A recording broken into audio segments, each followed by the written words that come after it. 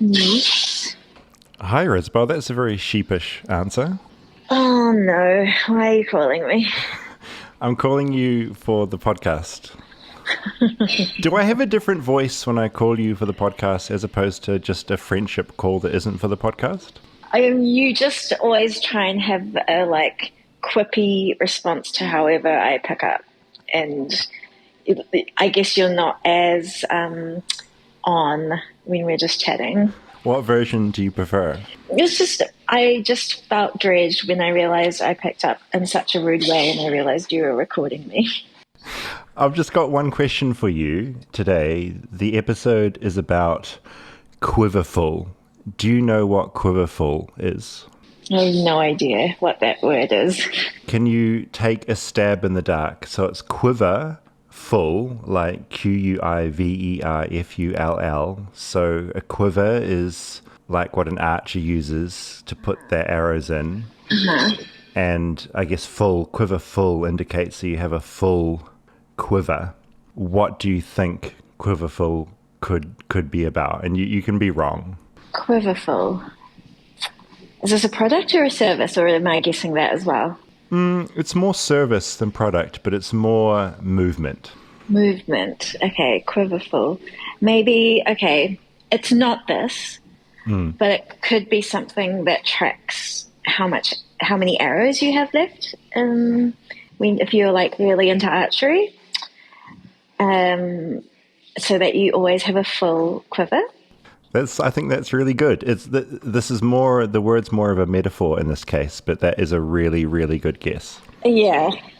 I feel like you're tricking me and it's some kind of sex toy. It's not a sex toy. It does involve sex, though. Okay. Quiverful. Well, this is a good throw. Wait, this is a good throw to the episode. Stick around to find out. Is that good? Sure, yeah. I'm David Farrier, a New Zealander accidentally marooned in America, and I want to figure out what makes this country tick. Now, one of my favorite things about Americans is the tendency for them to come up with an idea and really run with it. It doesn't really matter if the idea is good or not, it just depends on their enthusiasm and utter conviction that they are correct. I think we struggle with this a little bit in New Zealand. We lack the confidence and bravado of the American psyche. We like to quietly observe and see what other people say before we say anything ourselves. But not in America. So this week, I wanted to look at a very niche thing that Americans invented and a small number of people ran with: Quiverfull. The Quiverfull movement basically took a metaphor and went all in.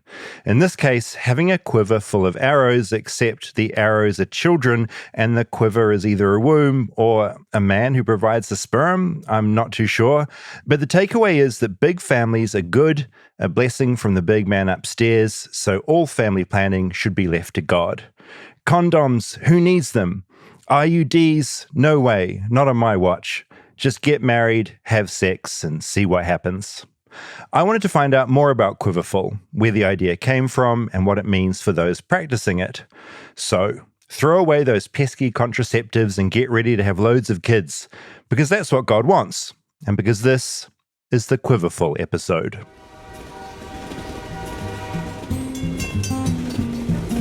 Flightless, flightless, flightless bird, touchdown in America. I'm a flightless bird, touchdown in America. Hi, Rob. Hey, Dave. How are you? Had you heard of Quiverfull before I said the word Quiverfull? I feel I've said it about 10 times now. I don't know what Quiverfull is. Do you use contraceptives in your relationship? Yes. Okay, so your children were sort of semi-planned. They were fully planned. They were fully planned. And came very quick from... Did they? From being planned, yes. How long before you were like, we're going to have a kid? Like 3 sexes. Wow, that's so good. That's incredible. Yeah.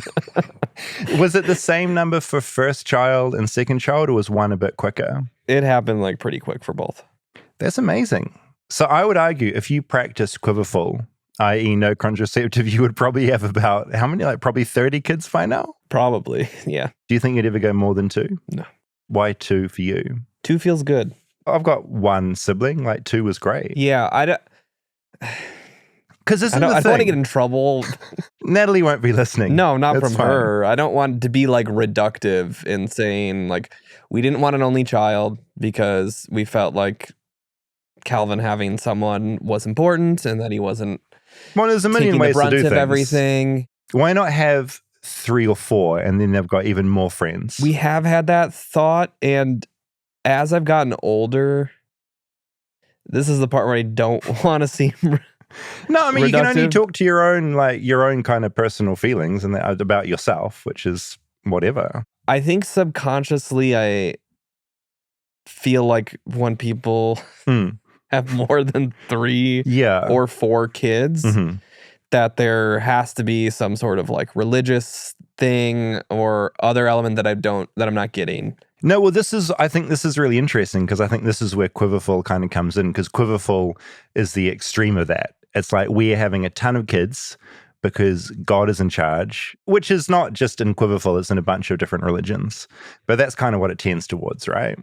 I also don't want to alienate anyone that's listening that has more than 3. Oh, no. three I've kids. got a friend that has about 6 kids and they're not religious at all. They just love having kids. It's like a thing. I know people too like that Yeah. I think break my idea of that. It's just I think where I grew up and the people I grew up around when I was around the church, like when you had that many kids, it was like a very religious symbol. I remember at our school we had the Johnsons, and I think they had she had maybe 9 siblings, and it was definitely a religious thing. Yeah, it's like Seventh Heaven vibes, where like Completely. Dad's the pastor. I forgot about that show. Dad's the pastor, and Seventh Heaven. you can't. Who was in that? It was it was Jessica a Biel. pop star.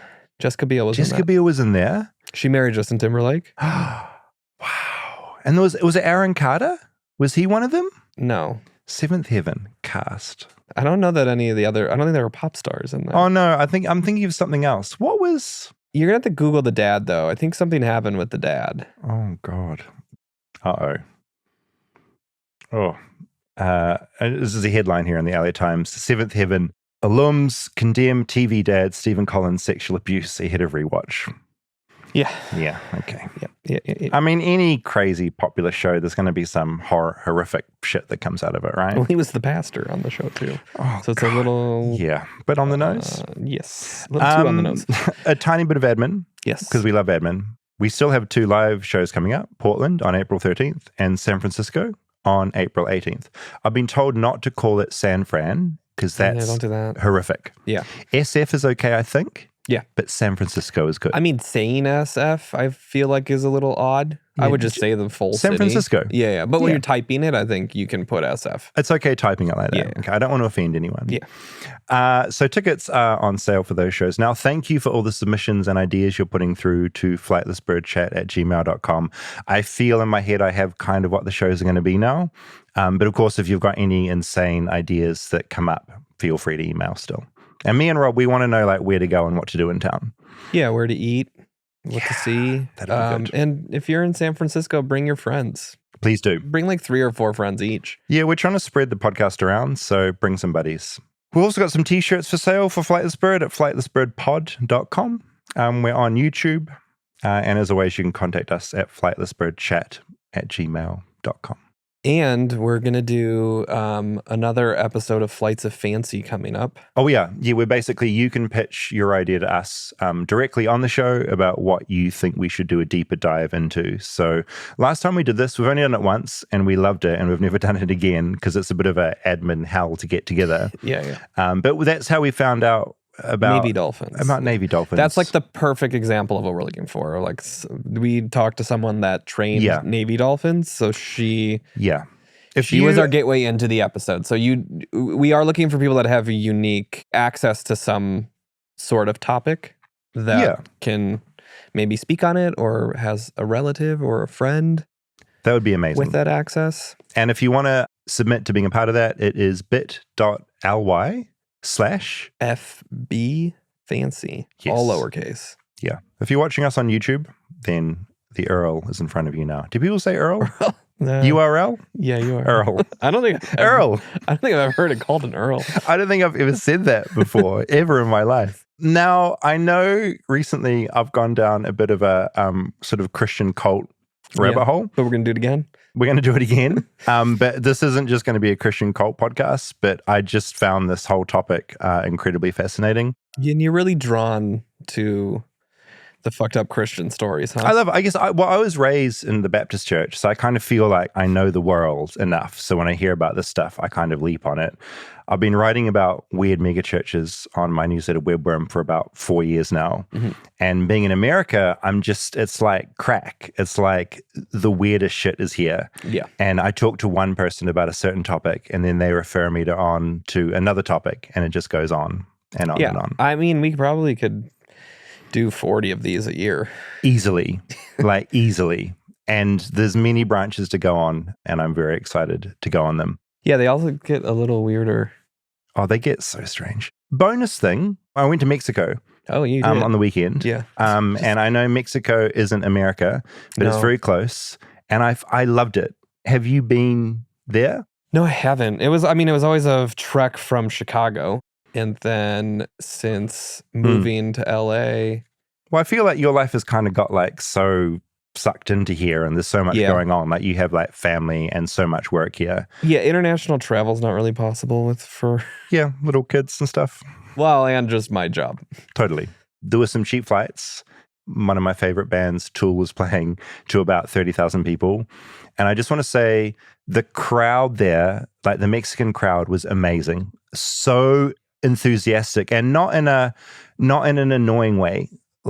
I've been to a Tool show at what's that? The Staples Center. Yeah. Pretty annoying people. Yeah.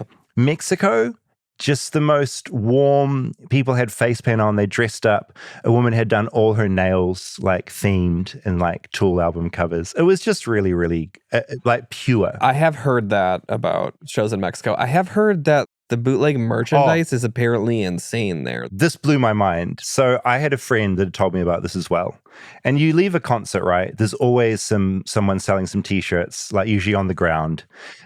They're pretty shitty normally. I never saw a ton of that in Chicago. That became pretty new to me moving to LA. LA. Occasionally there'd be a big enough show where that would happen, but it wasn't. It's not the scale of you go to the Greek theater for a 3,000 or so describe 5,000 describe what you show. see at the Greek, leaving the Greek. There's always 4 or 5 vendors with t-shirts that they actually look good quality too. Well, look, I've seen that. Mexico is a whole other level. Yeah. So we left the stadium. There are about maybe 20,000 people there. And they have basically booths set up, about 20 of them in a row. So this is full tables. Every area has different merchandise. The merchandise is better than what the band is printing. The prints are better. It's more beautiful. It's incredible. That's what I've heard. I have a friend that when they toured there, they just bought it from these vendors and sold that as their merch. I want to look into this. I assume it's just legally it's a bit looser and they can kind of get away with it where maybe they get burnt if they're doing it in the States or other territories. But God, it was good. This stuff was incredible. Yeah. And as a fan of the band, I didn't know where to look. I didn't know what to do. And it's cheaper, it's better. And the vendors there were dope as hell. I was taking photos of them and they were posing for camera and they were just it was the best. The other thing, I went to a mezcal tasting and I learned about mezcal, and I just found it fascinating. So it comes from the agave plant, right? Which is this big, weird, cactus thing. We have a couple of them in our front. They're a nightmare. No, so they are, right? So when I first came to LA, which was maybe when I first came on this trip, when I got stuck here, it was about 4 years ago. An agave had just flowered and died. Yeah. And when it was about to fall on the house. There was this huge drama. The crazy thing about the agaves is when they die, there's a last burst of energy, and this asparagus stalk grows out from the middle of it, and it just keeps going tall. As tall as the house. We had one that grew taller. Incredible. And it's very it's a big log. Yeah. And it's basically when that dies, once it's flowered, it falls onto your house. Yeah. It just shoots straight out of this already pointy, dangerous plant. It's mad. Yeah. And so I didn't realize that's where they're getting mezcal from. They call it so right in the middle of that cactus thing is what they call the pineapple. And that's where they I guess, drain the liquid from. But they have to basically harvest it in Mexico at the exact right point where it hasn't quite flowered, because the flower is like the energy finally leaving. Yeah. And the pineapple in the middle sort of starts to rot and like it's useless. And the other thing I found out, they put salt around our glasses, and they were like, this is made out of worms. And I was like, excuse me, what are you talking about? And these are worms that are found in the agave plant. And I'd noticed this on some plants, some of the leaves, sometimes you see they're really scratched up. Yeah. And apparently that is coyotes or other wild animals. They can sense the plant is infected with these worms. They love eating these worms. And so if a farmer sees an agave plant all scratched up, it knows that it's infected with worms, so it'll chop off the infected part. They'll get the worms out, and then they'll dry them up, crunch them up, and that turns into salt that you then use to like put on the top of your glass. So it's almost like the coyotes are like truffle pigs. They're like truffle pigs, yeah. Which blew my mind because I'd seen those scratches. I had no idea that they were out looking for worms that are in this plant. That is pretty wild. So that's my little side fact. If you're sick of cult chat, it feels like product placement, but this is, we got given this at the, I bought it at this tasting. It is one of the few female-run mezcal makers in Mexico. And so I thought I would buy a little bottle of this. And I'm going to be sipping it during this episode. Would you like some as well? You can't. You're off the booze. Yep. Imagine if I got you back on the alcohol. Terrible. I thought that was just water, David. Oh my you God. Tricked me. I thought this is just nectar from the agave plant, right? So I just wanted to say Mexico's friggin' great, and I purely just went to a tool show. I didn't do any recordings there, but I would like to, maybe I'll do an episode about agave plants. I don't know. Stay tuned for more Flightless Bird. We'll be right back after a word from our sponsors. Support for Flightless Bird comes from Symbiotica. Now, I don't know about you, Rob, but I like living a fairly healthy lifestyle. Both of us are terrified of dying, and I figure a good way to live longer is to just be generally healthy. That's what I'm trying to do here. Yeah, and being healthy looks different for everyone. You're a tall, slender man. I am. Different for you than it is for me. It is. I feel like this is a trap that I'm not going to play into. But we are two healthy men, and I like to take care of my whole body in a way that makes sense to me. And recently, Symbiotica helps me do just that. I've started taking their magnesium L-threonate. It's a daily must-have for supporting my focus and mood. Their liquid magnesium packets utilize cutting-edge technology to deliver better absorption for better results. It keeps me feeling my absolute best, and the vanilla cream flavor tastes very good. It comes in these little pouches that's very easy to consume. You just like rip the top off, squeeze it into your mouth. It tastes delicious. I genuinely mean that when I say the vanilla cream flavor tastes really good, because it really does. Symbiotica helps you maintain healthy habits all year long, no matter what your goals are. Symbiotica is one of the most trustworthy brands out there. They never compromise on quality and sourcing. Their products are free from seed oils, preservatives, toxins, or artificial additives. It's something you can taste and feel in every packet. I'm excited to be starting my journey with Symbiotica, and I worked out an awesome offer for my listeners so you can try their products too. Go to symbiotica.com/bird for 20% off plus free shipping. That's symbiotica.com/bird, symbiotika.com/bird to claim 20% off and free shipping today. Support for Flightless Bird comes from Mint Mobile. I don't know about you, but I like keeping my money where I can see it. I want to know where it is. Unfortunately, traditional big wireless carriers also seem to like keeping my money as well. That's why you have a wallet that is completely see-through, right, David? Oh, absolutely. It's the exact reason. I never like to seal it away. I like to see it at all times. After years of overpaying for wireless, I finally got fed up from crazy high wireless bills, which were for me about $80 a month and more. Plus, I got sick of the bogus fees and all the free perks that actually cost more in the long run. So say bye to your overpriced wireless plans, jaw-dropping monthly bills, and unexpected overages. Mint Mobile is here to rescue you with premium wireless plans starting at just $15 a month, which is a lot better than the $80 I was paying. All plans come with high-speed data, unlimited data and talk, delivered on the nation's largest 5G network. Use your own phone with any Mint Mobile plan and bring your phone number along with your existing contacts. That's huge whenever you change carriers. I've had the same phone number since I was 15. Incredible run. I would not switch providers unless I could take my number with me. No, there'd be no point. So that is another really good thing, and it is so much cheaper. If you like your money like I do, Mint Mobile is for you. Shop plans at mintmobile.com/bird. That's mintmobile.com/bird. Upfront payment for $45 for a 3-month 5 gigabyte plan required, equivalent to $15 a month. New customer offer for the first 3 months, then full price plan options available. Taxes and fees extra. See Mint Mobile for details.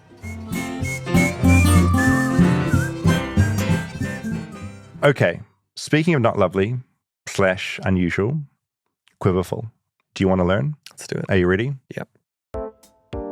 I hadn't heard of the whole Quiverfull thing before I'd done my Focus on the Family episode. In that episode, I'd met Zach, a firefighter who'd casually mentioned he was raised in a pretty big family. My family is 10 siblings and 2 parents. So I have 4 brothers and 5 sisters. Big family. I am the 8th of 10. So I have a younger brother and a younger sister. We're approximately 2 years apart on average. So my mom was having kids for 20 years. And largely due to my parents' belief that God is in charge of planning your family. No contraception, no anything. If God wanted you to have kids, then you were having kids. And that's, if God didn't want you to have kids, then you wouldn't have them. That's kind of their mentality back then. Turns out that in Zach's family, that mentality had a name, Quiverfull, as in a full quiver. A quiver being a pouch that an archer puts all their arrows in, except in this case it's a metaphor where the arrows are children. If that all sounds a bit weird, it comes from Psalm 127 in the Bible, which says, "As arrows are in the hand of a mighty man, so are children of the youth. Happy is the man that hath his quiver full of them." Basically, a man is happy when he has loads of children. That's what Quiverfull is all about. They wrote a book called A Full Quiver. And it turns out that Zach's parents, Rick and Jan, had written an entire book espousing the values of the movement. So Rick and Jan Hess literally wrote the book on it. And it had all sorts of things in there from discipline and just like guided plan and traditional gender roles and stuff like that. I don't know if it's still available. Last printing was a while ago, but I'm sure there's copies running around. I immediately jumped online and ordered a copy. First produced in 1989, it was out of print, but I managed to track one down. Family Planning and the Lordship of Christ was the subtitle, and it had a few 5-star reviews. This book is for married Christian couples, male and female. It shows why it's important to trust God in everything, said Earl in all caps. This book is direct insight into the plan and design the Bible has created family planning to be, said Mum to Many. It also had a few 1-star reviews. This book, while sincere and helpful, is in parts sincerely misguided. These folks, more or less a mouthpiece for the Quiverfull cult, terrify me. The world needs less children, not more. With all that buzzing around in my head, after our Focus on the Family episode had aired, I called Zach back to talk about what it was like to be raised Quiverfull style. My parents are from around here, both college educated, kind of in the early 70s, mid 70s, started having kids, my oldest sister, and they always had some sort of Christian faith background. And I believe just through reading and the influences of a certain Christian organization, kind of got the idea that maybe we should let God, plan our family. That organization he'd mentioned was the Institute in Basic Life Principles, IBLP, a fundamentalist Christian organization set up by Bill Gothard in 1961, a guy who once claimed that Cabbage Patch dolls were evil and of Satan. The doc series Happy Shiny People touches on this group and Bill Gothard, but that's a podcast for another day. Not great people. IBLP also set up something called the Advanced Training Institute, a homeschooling program for Christian kids. And somewhere in that mix, Zach says his parents got sold on the idea of Quiverfull. Am I correct in thinking that Quiverfull is taken essentially from a quote in the Bible about having loads of kids? Yes, I believe, and I should know this off the top of my head, but it's paraphrased, children are a gift from God. So that's what they believe. And there's no qualifications for that. So period, children are a gift. So that's where it kind of starts from. And then it says children are like the arrows in the hand of an archer or something like that. And so the idea being you raise up your kids and then you can launch them out into the world for the greater good of Christianity, and kind of spreading the word that way. So children are essentially vectors of preaching the gospel or spreading, the evangelical word. Was this a common belief in your neck of the woods, or was your family a real outlier? I think we were outliers. However, we did find fellow outliers with us. Yeah. So growing up, it was very normal to have friends and families of, at least 8 kids or more. So if somebody only had 2 or 3 kids, they probably weren't that invested in their religion. That was what we kind of picked up. Whether that was instilled in us, that mindset, explicitly or implicitly, that's kind of how we felt like, oh, they're not super religious. They're not very holy. The other big thing with Quiverfull was homeschooling your children. This idea that as parents, it was your responsibility and yours alone to teach them about the world. That's a big tenet of homeschooling and of the Quiverfull movement is God gave you those children, therefore you are responsible and the best at everything that they can do. The other thing that Quiverfullers loved, or should I say hated, was TV and movies. They were mostly evil. I don't know if I touched on it in the last interview. No, dive in, yeah.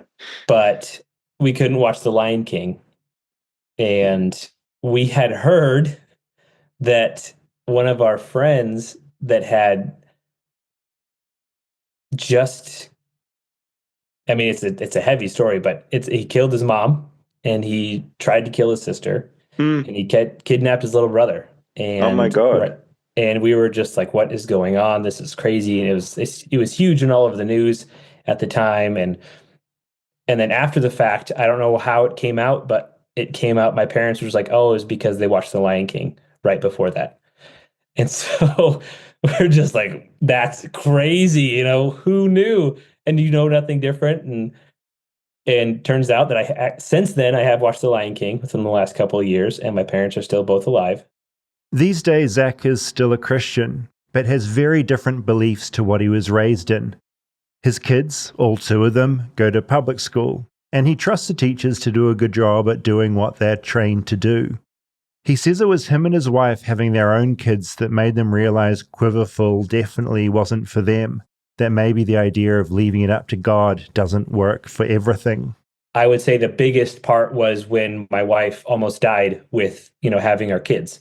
She just has terrible hyperemesis, morning sickness, and it got worse with every pregnancy. So at the end of our 3rd pregnancy, she was in the ER every 2 weeks for fluids and just trying to survive. And then she'd be okay and kind of coast downhill for 2 weeks and have to go back in and get more fluids and kind of re-nourished and then come back out and just be dying for another 2 weeks. So babies were all super healthy, but another couple of kids, maybe one more, probably would have been extremely unhealthy, if not dangerous for her. It was definitely dangerous for her. And either she would have died or she and the baby would have died. So it just kind of think that that falls under, well, if God wants you to die, then you die having kids because kids are a blessing and that's what you're supposed to do. So that kind of gets hairy, how you ever want to parse that out. It's weirdly a little unclear who started Quiverfull in America. A woman called Nancy Campbell started publishing a magazine called Above Rubies in the late 70s, which really pushed the idea of women staying at home and raising a ton of kids. There was another big book, The Way Home, by Mary Pride, which doubled down on all this. Mary Pride was a big reference point for Zach's parents too. Basically, be fruitful and multiply was taken very seriously. And there was this underpinning idea that to spread Christianity, the best way to spread it was to spread a load of your own Christian children. How does it work with your parents now? Because obviously they raised you with a certain belief system. They wrote the book on it, and arguably their kids aren't following their book to the letter, So what do they make of you? I think, well, they still love us, but I think my dad would prefer that all of us were still more like we were. And I think my mom is okay with us becoming who we are individually. A big tenet of that, of the way we were raised, is there's another verse in Proverbs, I think, about raise up a child in the way they should go and they will not depart from it, or something like that. So the promise is, if you do this, then they will do this.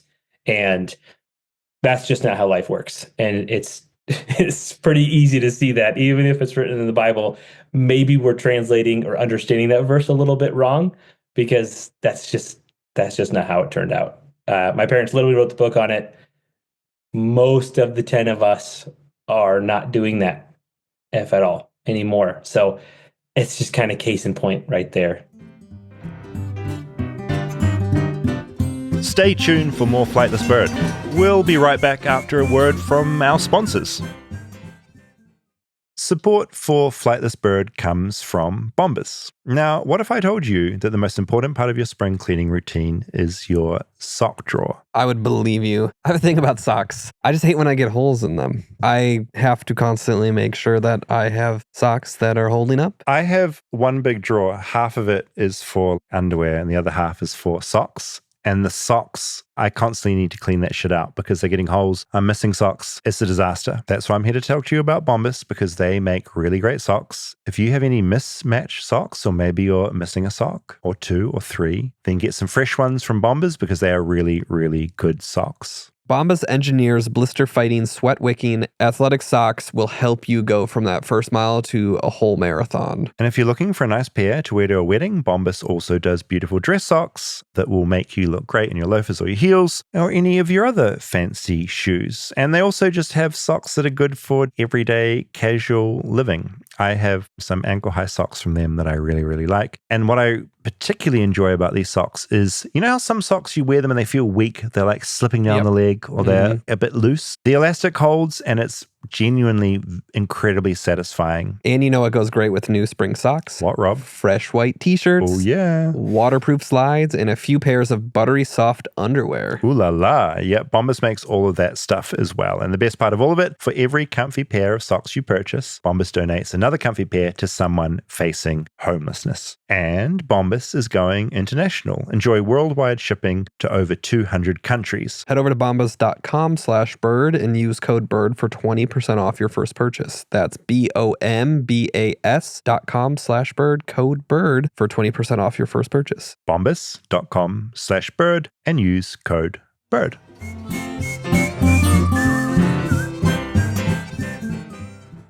Zach said I could probably call his mum, Jan, to get her take on all this, her point of view from the inside. Is there anything you want me to talk to her about that you would be curious about yourself, like me as a weird conduit? You are a weird conduit, but in the best way. I think I would just want to know what the mindset was at the time to where this would be something that you would want to tell all Christians.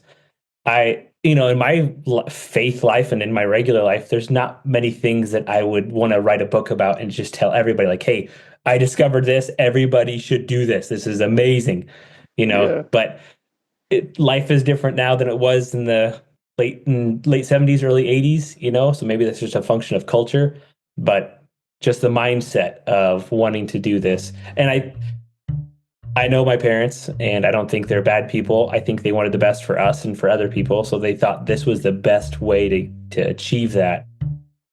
And so with that in mind, I called Jan. My name is Jan Hess, and I live in Bellevue, Nebraska, far eastern Nebraska near Omaha. I've been thinking about what Zach had said, how his parents obviously got so into this thing that they decided to write a whole book about it. And it turns out their way in was kind of underwhelming. They just sort of liked the sound of it. We had friends that said, you should consider not using any birth control and let God plan your family. And it's like, okay, why would we do that? As we looked into it, we thought at the time, it just sounds like a good idea. Why don't we do that and really trust God with this, is what we had decided. Then we ended up with 10 children. I have only one sibling, and that seemed like a lot for my parents. How do you cope with 10 children? It's a lot of children. It's a lot of children, but they weren't 10 2-year-olds. We did spread them out. And by the time the third child came along, the other two were old enough to entertain him, and they just got along really well. I homeschooled for 30 years. As to why her and her husband wrote the book and felt the urge to spread the message, that was pretty understated too. We were expecting our 6th child at the time. And Rick said, I'm going to write a book.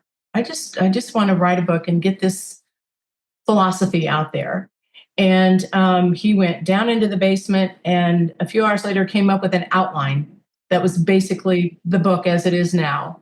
I feel like your kids haven't all embraced the Quiverfull movement. They don't have, 20 kids each. At family Christmas, do you sometimes find yourself looking across and sort of passing them a copy of the book and say, have you reconsidered this?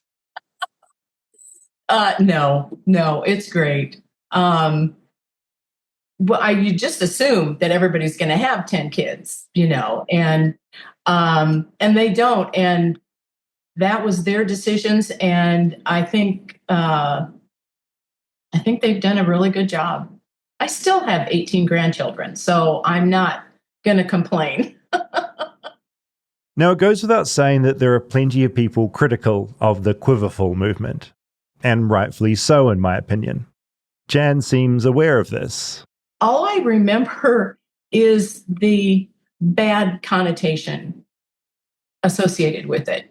That the man is king, and you're barefoot and pregnant in the kitchen, and I honestly don't remember anything that positive about it.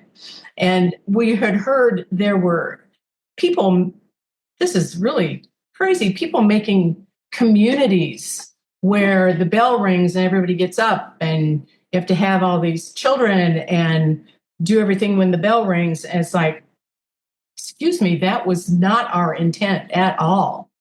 Today, the Quiverfull movement isn't exactly a big thing in American society, but I'd argue that its ideas are, mainly ideas about breeding. Now, bear with me here. There's a chapter in a full quiver that has the title Fruitfulness and Victory, and I just wanted to read a bit of that. It lays out a scenario. If there are, say, 8 billion Christian couples of childbearing age in the United States and they each have 6 children, that means that in 20 to 30 years, those 16 million folks will have had around 48 million children. Add to that the parents, and we have 64 million people. If 90% of those 48 million children get married and the resulting 22 million couples have 6 children, we arrive at a staggering 132 million children, which, when added to the previous generation and some before, equals around 200 million in 40 to 80 years. It goes on with one more bit. With the nation's low birth rate, the high divorce rate, and an unmarrying and anti-child viewpoint, and a debauched nation perhaps unable to slow down the spread of AIDS, we can begin to see what happens politically. A 500 million person boycott of a company which violated God's standards would be very effective, and what a majority in elections the elect would enjoy. It's hard not to think about that when you look at Trump pushing for more births, or when you hear about Elon Musk's 50th child. Right-wing governments love the idea of increased birth rates, making more of your own to push back against the immigrants and the outsiders, to make sure we're not all replaced. I'm reading a piece on thehill.com called Why Musk and Vance Want You to Have More Babies. In that column, Christian Stade writes, "Pronatalism is having a moment. The Trump administration has announced plans to apportion state funding according to birth rates, and administration officials have endorsed tax penalties and even voting right restrictions for the childless. What is alarming about this moment in America is the sheer volume of pro-natalist policy and rhetoric issuing forth from the likes of powerful men such as Elon Musk, Vice President J.D. Vance, and President Trump. The unabashedly coercive intent is to reduce women to merely their reproductive potential. It all sounds kind of familiar. As far as Jan and the book she co-wrote with her husband, to me, it feels like she's changed some of her more specific ideas about raising kids. Actually, when you read the chapter that I wrote, please, forgive me. Things have changed a little bit in that. I think that includes some of the stuff like not being able to watch The Lion King. She shifted on that one a little, which adult Zach will be very pleased to hear. I didn't go see my first movie until I was 14 in the theater. My God, what was your first film? It was Lord of the Rings, The Fellowship of the Ring. How was that? That for a first film, that must have blown your fucking mind. It did. It still does. I love the Lord of the Rings series. Very upset when I learned that you hadn't seen it. It was, that was not great. If there's one thing I'm going to say about back to Lord of the Rings, one thing about holding media back from your kids for religious reasons, it is kind of cool to like shelter your kids and then blow their minds by taking them to the craziest shit imaginable. Like if you had seen nothing and then Lord of the Rings comes out and that's the first thing you've seen, you haven't seen a lot of cartoons, you haven't seen any special effects, and in a cinema, it would blow your fucking socks off. Might like traumatize a child. That too. It's fucking. I don't know that the juice is worth the squeeze there. True. Yeah. I'm not recommending it. I'm just like, because I think Jurassic Park made a big impact on me because that was one of the first films I saw in a cinema. Just because we didn't watch many films. So I wrote about this a bit on Webworm with Focus on the Family, and there was a comment that a reader made that I kind of was thinking about. I think Quiverfull is not great. Yeah. So, but then talking to his mum, she was just this sweet woman who had basically done the best that she could do. And it's a bit like what we fell into with Focus on the Family. It's like all these parents raised their kids with some terrible methods. But they were trying. But they were trying. The best they could. Shane Meyer-Holtz wrote this over on Webworm, and he moved out of a super intense type of Christianity into a much more liberal one. But he wrote, for a ton of reasons you get into, this stuff is incredibly dangerous and paves the way to authoritarianism. But I also want to note how hard that would have been to see for many of our parents. It's easy to forget that part of how this became so pervasive in places like New Zealand and America was that it was broadcast as the default option for many Christian parents in a saturated media landscape. This gave it a sense of legitimacy and normality in the church landscape and tapped into this huge sense of trust in wise pastoral leadership by churchgoers who were largely used to following directives on how to do things the right way. What we now see as completely bonkers and downright harmful was unapologetically printed on cutesy bookmarks and kids' books in Christian bookstores, which made it seem obvious, sensible, wise, and firm, but kind.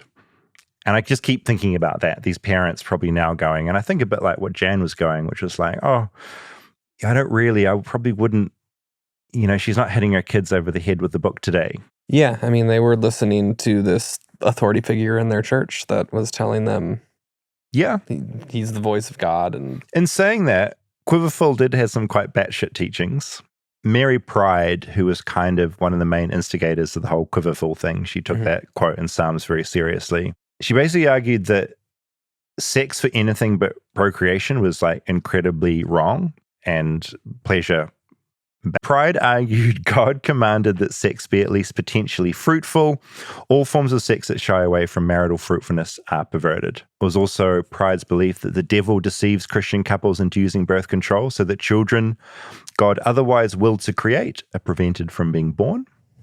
I mean, the whole contraception is bad and sex is just for procreation isn't unique to Quiverfull, though. It's a lot of the heaps of religions do it. Yeah. There's a bunch of non-Christian religions that are also deeply into no contraception. That was just the pillar of Quiverfull. That was their only. I think what I find funny and interesting about it is that's the one thing. That was just the hill they were going to die on, and if you.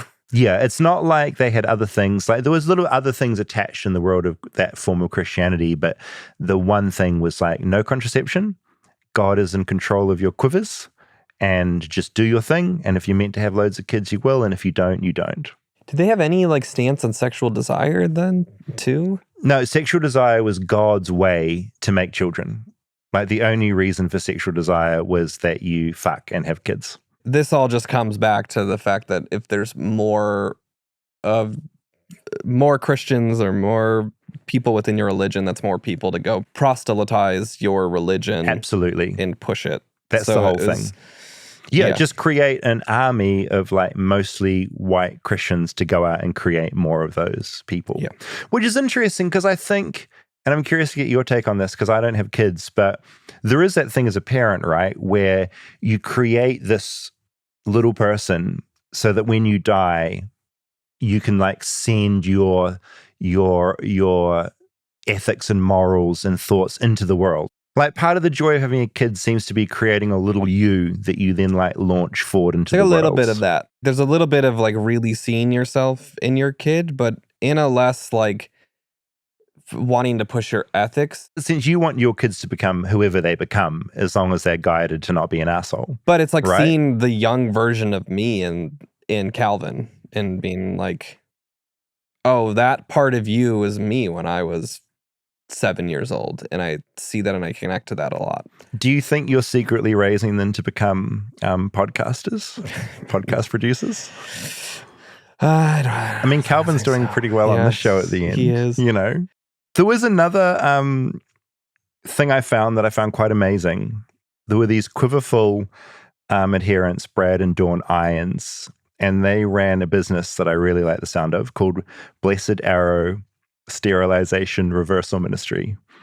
And their whole thing was basically going around and anyone that had been sterilized, like, what do you call it when men get in America? Is there like a term for it? Vasectomy? Vasectomy. So Brad and Dawn Irons advocate for Quiverfull ideas while providing funding, physician referrals, and support to Christians wishing to undergo sterilization reversal surgery.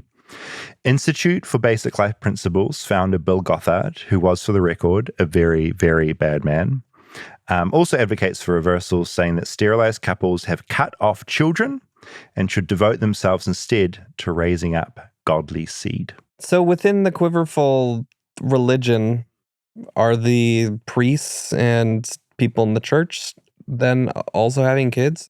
Quiverfull is like a branch of Christians. You'll be a normal old Christian going to like a normal old Baptist church or a evangelical church, but you'll be like, we are also Quiverfull, and we are taking an extra step, and we are not using contraception. Therefore, we are Quiverfull, and you are not. And we are right, and you are wrong. They think everyone should be doing that, but then like, how are they looking at the priest that's preaching to them? And who isn't doing it? Who isn't Quiverfull because he's celibate? Oh, really good question. I mean, within this type, the priests aren't celibate. So that's like a Catholic thing, right? Where like priests are celibate. Yeah, I'm always unsure which ones are and are not. I think with these happy clappy, with these happy clappy Christians, no celibacy. Okay. They're having sex, but they're married, and they're only having sex to have children. So there's no like celibacy involved. The whole thing with Quiverfull, I guess, that I find so fascinating is it's one scripture in Psalm about a man having like a quiver full of arrows. They're like, you should have children. A man is happy if he has children. And it's just a certain number of Christians went, this is a cool idea. The idea kind of took off, and the ones that wrote most strongly about it in Quiverfull all very much love the idea of like breeding more of themselves to spread the word.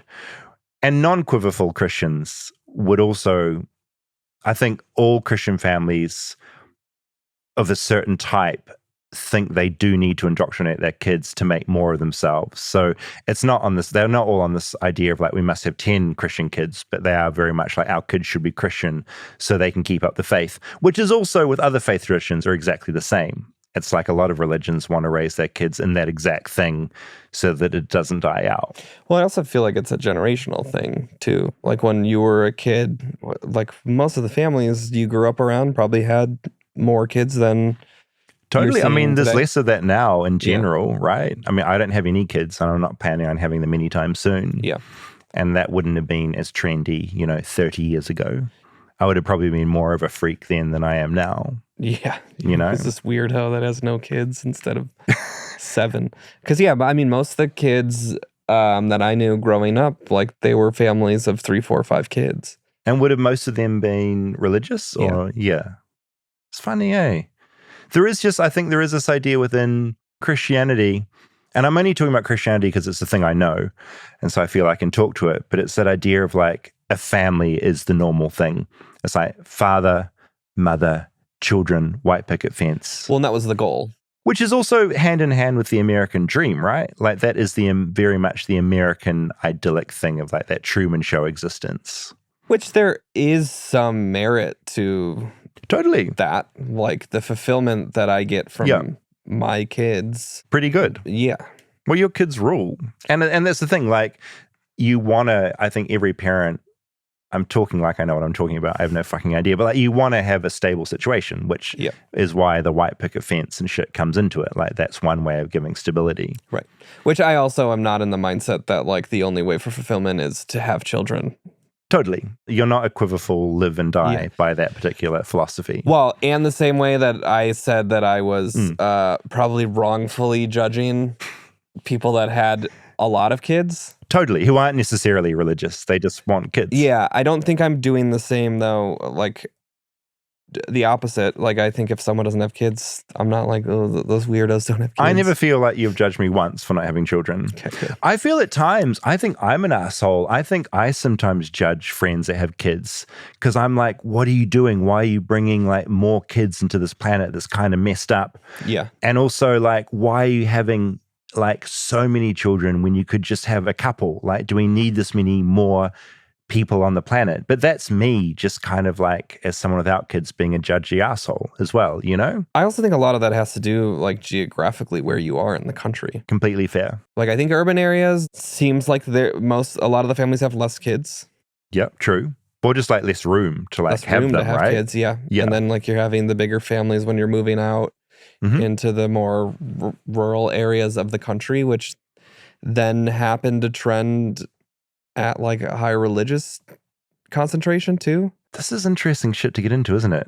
It'll be kind of interesting looking at the reasons for family size in America correlation right now. Yeah, just between like culturally and mixed up with like religion and mixed up with area and mixed up with your socioeconomic status, like how that all lines up. Yeah. Because I have no clue. Oh, another Quiverfull thing is that they maintain that God opens and closes the womb of a woman on a case-by-case basis. So essentially, like any attempt to regulate fertility is basically giving a middle finger to God because he is the one that is physically opening and shutting the womb. And so if you're trying to control it, you're being like, God, I don't trust you, so I'm taking over, and that's rude. It makes me think, did you ever see that movie Teeth? Oh, about the vagina with teeth? Vagina dentata? Yeah, it's terrifying. It made me think of it's God. Those teeth are God. That's God. I forgot. That was a very funny horror. Yeah, that was a good one. Enjoyed that. It was based on like a myth, right? Or some idea that in some cultures, vaginas do have little teeth. Yeah, the whole Bill Gothard thing is I'm not going to do it immediately. I'll do it in like a year or something. But the whole Bill Gothard Institute for Basic Life Principles, which a lot of Quiverfull people were into, that was super bad. That'll be for another day. And not super bad the movie. Not super bad the movie, which I back in the day did a junket for. I flew to New Zealand to LA to interview the cast, and there's a photo with me I'm wearing a shirt, and sometimes you wear, as when I wore dress shirts for the news in New Zealand, and it was a certain shirt that when you start sweating, it instantly comes through. And so I've got this photo where I've got my arms around like Jonah Hill and McLovin and Michael Cera. And I've just got these massive like wet patches under my arms, and it's disgusting, and it's one of my favorite photos. Oh, that's amazing. I'll find it. All right. Feedback. The feedback quality, it gets better and better. Yeah, I feel like I got to say. It's been improving. It's been improving the episodes. No, I mean, it blows my mind what like the insight people are writing in about. I have one that I saw. Oh, please, hit me. Bob Barker, prison. Yeah. Different Bob Barker. Different Bob Barker. A lot of people wrote in about this. Michael said, you've probably already been told this or figured it out, but there's a Bob Barker in a small town in North Carolina. in a quaint small town outside of the capital, Raleigh, North Carolina. He runs a prison supply company. I used to do his lawn service about 20 years ago. He owns a lot of that small town. So yeah, not the host, but another guy. Which that Bob Barker also died. Yes, both dead. But the legacy lives on of both of them. It does. Through Drew Carey and toothbrushes and little slippers for prisoners. Yeah. Joe wrote in, I think the shitting on the blimp thing is like performing in front of people. It's way more embarrassing to sing in front of 5 friends than it is to sing in front of 500 people in an audience. There's a level of anonymity that makes it okay, as opposed to shitting in a blimp, where if it stinks, everyone knows it was you. Joe succinctly summed up my very stuttery, weird argument last week about shitting on a blimp. Except it was not about shitting. It was about peeing. People can sometimes hear you peeing through the door. I will say, when we recorded it, we were just listening to the audio doc. Seeing the photos on YouTube, on our YouTube version, which if you want to watch it, it's there. It's much smaller than I was picturing. The blimp or the toilet? The portion of the blimp that you were sitting in. What do you think it was? Do you think it was like a size of a small podcast studio? I thought it was pretty big. No, it's like being on a minibus. I, for some reason, thought it was the size of like a gymnasium. I don't know. Like a basketball court. It's really good. Not really a good. Small bus. No, to clarify, yeah, the Goodyear blimp, you're in like a minivan underneath, a minivan shaped enclosure. I imagine something much bigger. I imagined like you said a bus. Yeah, I did use the word bus, but I was thinking like Greyhound bus, but like wider. No, I should have said minivan. Yeah, and so in a minivan, suddenly stepping into the bathroom, being like, "Excuse me, I need to piss or shit."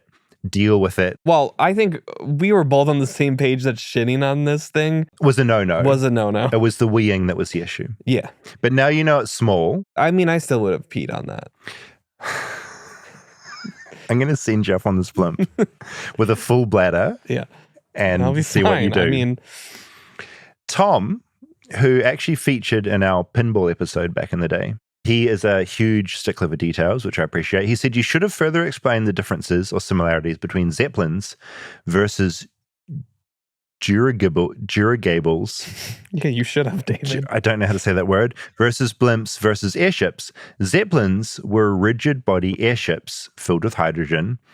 But since modern day Goodyear airships are rigid body, could they also be considered as Zeppelins filled with helium? I'm going to admit I don't understand any of that, but I wanted to read it out because he's very smart. Scott wrote in from Portland, which is where we're doing our live show soon. There's a huge old hangar about 70 miles from Portland in the town of Tillamook. The wood truss construction is a marvel. It sounds like this old hangar was maybe used to house the airships in Indiana Jones and The Last Crusade and also in The Rocketeer. Famous old hangar, 70 miles out of Portland. I'll investigate. Nicole wrote in about our prisons episode. I was excited to see an episode focus on prisons. The US prison system is a heavy, complex, and often painful topic, but an important one. I've had the privilege of working closely with both incarcerated individuals and program providers in corrections. I teach yoga to men and women in jail in Little Rock, Arkansas, many of whom are either awaiting sentencing or serving part of their sentence before being transferred to prison. This is just one of the hundreds of yoga programs that Prison Yoga Project provides globally. We also provide training to correctional staff on incorporating these practices into their work. I just thought that was a cool thing. Someone's in there doing yoga with prisoners. How awesome is that? And speaking of prisons, adolescence. Oh, God. On Netflix. New show. I have just finished it. You aware? I just finished the first episode. It's heavy. It's heavy. It's really heavy. Yeah. It is about a child that allegedly commits a crime. Yeah, 13-year-old boy. 13-year-old boy. And it's dark. Yeah, it's real dark. And everything's a oneer that they're shooting. The whole thing. Which, until you told me, I embarrassingly had not noticed. I noticed some bits of it were one shot. Yeah. Each episode, one shot, insane. recommend it. Yeah, it's only 4 episodes, 4-hour-long episodes. Which I appreciate because I'm kind of getting sick of too many episodes. Like, let's have, if it can be told in 4 episodes, tell it in 4. I like that for some of these true crime reenactment shows. Like, I watch a lot of the, like, BBC crime shows like this. You like kind of grittier, methodical storytelling, right? Yeah, I'm the same. Less like NCIS version or Law and Order version of less American versions of these. UK does gritty so well. Yeah. And all the actors in them are so insane. They're all like classically trained, like Shakespearean actors. Yeah. Stephen Graham's in this one, who is incredible. A good face, right? Yeah. Like, you believe him as that character. It's not, you're not looking at Brad Pitt. Yeah. You're looking at, oh no, I believe this is this person. Anyway, I recommend it, right? Yes. Amazing show. A lot of people wrote in about the white dog poop that I mentioned. So, white dog poop is caused by the level of calcium in a dog's feces. Dog food's gotten better over time, and thus the calcium levels have decreased, meaning you don't see white dog poop around anymore.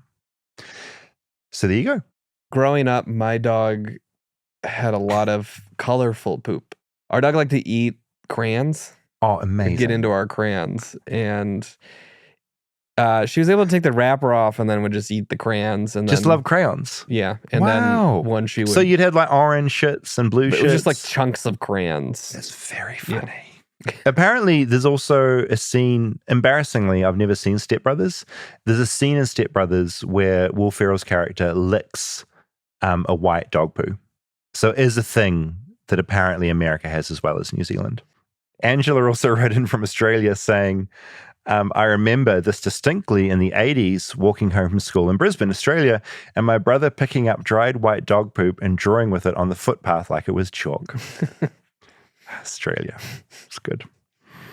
Finally, Dan wrote in about the blimp toilet. In your Goodyear blimp episode, you mentioned being on a regular aircraft in the bathroom and looking out the window. And Dan works for an airline, I should mention. But you missed the big question. Were you able to pee with the window shade open? In my experience, 50% of guys can't go unless the shade is down for reasons they can't quite justify. And I thought this raises an interesting point. I don't know if the blimp toilet had a window or not, but when you were weeing on a plane, do you have any issue with the window? I don't think I've ever been in a plane that has a window in the bathroom. Incredible. Yeah. When we go to New Zealand... Well, you're in a much bigger plane, right? Yeah. Yeah. I'm going to take you to the bathroom. I'm going to stand with you. And see if I can pee and with the window essentially, open. if you're a guy, if you stand... Is the bathroom bigger on those planes? It's a bit bigger. You got a bit more room. Because it's tight. If I'm weeing on a little American plane, I'm bent over and trying to not touch wet walls, and it's awful in there. And the trash is always like full. So hard to get the paper towel in without touching everything. Oh, you're just like trying to poke and not touch all these other wet towels. So when you're on the flight to New Zealand, if you're weeing, there's a window there, and you look out, and there's clouds, there's sky. It's not like you look out there and there's someone wandering by. That would be a problem. But yeah, apparently, according to this air host, 50% of guys can't go unless that window is down. And I just find that fascinating. So we'll try with you. Maybe I'm an exhibitionist. I've got no reason to be. I like the window being open. It's like free. It's like I'm weeing in the woods or something, but I'm weeing up in the sky. I don't think I'd have a problem with that. We'll find out. Yeah. I'll be in there with you, and we'll see what you do. Did you have asphalt in New Zealand? Yeah, we had asphalt. All right. Yeah. Why? No, why? I had an curious ex-girlfriend. Where this is going. I had an ex-girlfriend that she grew up in Texas, and she just did not know what asphalt was. What do they have there? Dirt. I think it's too hot. Maybe that it probably melts and just gets all fucked up. Or I don't know. Oh, that could be another episode. If you're in Texas, flightlessbirdchat@gmail.com. Do you know what asphalt is? And if not, what do you use instead? I mean, just concrete, probably. Just concrete. Yeah. Why do you use asphalt instead of concrete? Like, what's the reason? I don't know. Asphalt's it's sort of like bits of rock, black rock, right? Yeah, it's it darker, sort of looks like which that. I guess if it's a really, we're going to sound real stupid if we're That's wrong. all right. We always do. It's fine. If it's really hot there, I don't know if it absorbs too much and then the ground is hot. Too hot? Too hot, and little Texans get little hot tootsies. If you know, flightlessbirdchat@gmail.com. I mean, maybe she just didn't know a lot about types of surfaces, which is fine. Yeah, I mean, if my partner didn't know about types of surfaces, it would be fine. I wouldn't hold it against her. Clearly, you have. That's another episode down. Feedback, flightlessbirdchat@gmail.com. Portland, April 13th. Mm-hmm. San Francisco, not San Francisco. April 18th. April 18th. And we'll see you there. And have a wonderful rest of the week. And we'll see you next week.